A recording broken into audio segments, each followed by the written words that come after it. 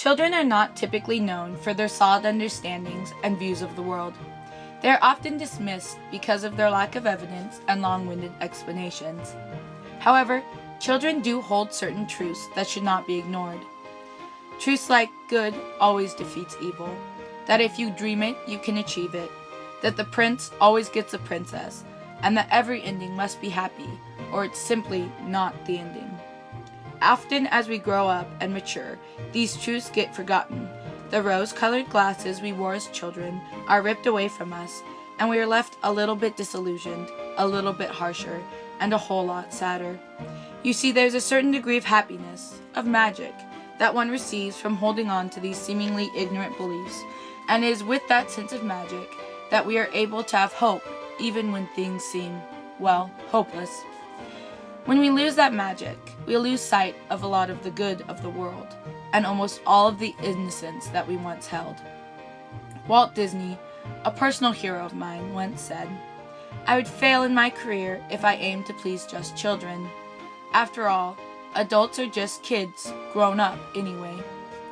This seems fairly obvious, and not at all profound, but for me this quote changed my perspective. It changed my views on the future, and it made me believe in magic once more. When I was a little kid, I would wait and wait and wait for my older siblings, who were in school, to return home. I wish I could say it was because I missed them so, but rather it was because of what I knew would happen when they finally returned. You see, I would wait outside the house with our big old Dalmatian Nanook, who I adored as he always tolerated my shenanigans and often reminded me of the 101 Dalmatians. And when Roy, my bubby, would trudge up to the house, I would immediately drag him into the living room, where he and I would sit and watch the same movies over and over and over again. We watched my favorites, Mulan, Pocahontas, and his favorite, The Lion King. To some, the watching and rewatching of these movies would be incredibly dull, but for my brother, my sisters, my parents, it was a constant reminder to believe in magic and hold on to hope for a happy ending. Things, however, must change.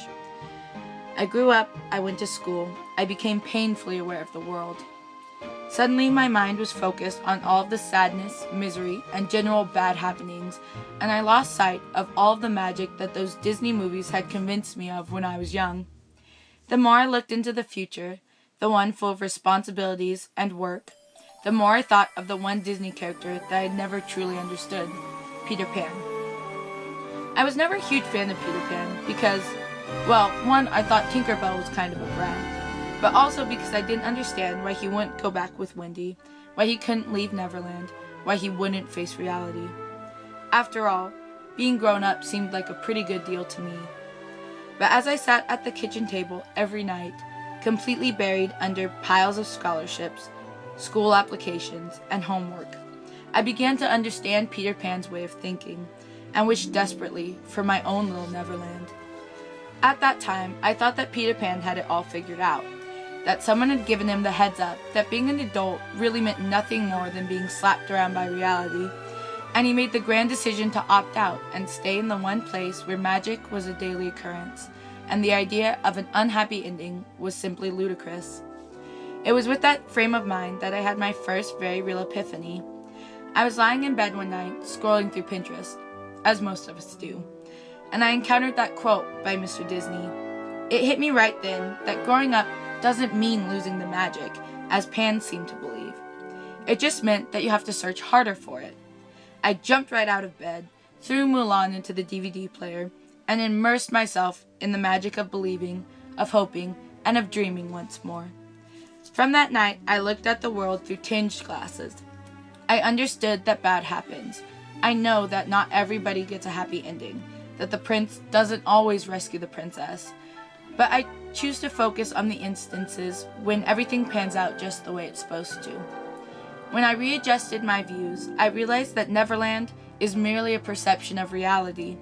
You don't need pixie dust to get there. You just need a different set of glasses to see the world in. Walt Disney believed in the inner child, and he gave us all a special place where we could go and unleash that child with no inhibitions.